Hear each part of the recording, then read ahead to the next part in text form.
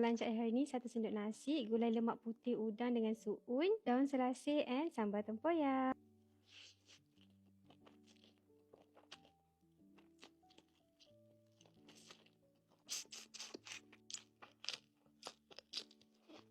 I dah makan ubat alergik, so I boleh makan udang banyak.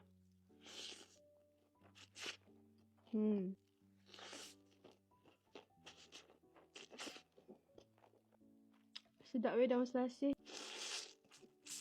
Daun selasih ni makan dengan tempoyak.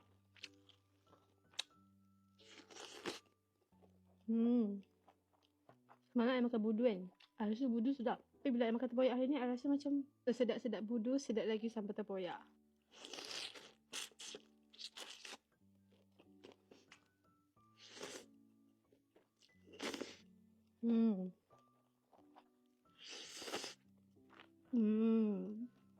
Ulam ni sumpah rasa sihat.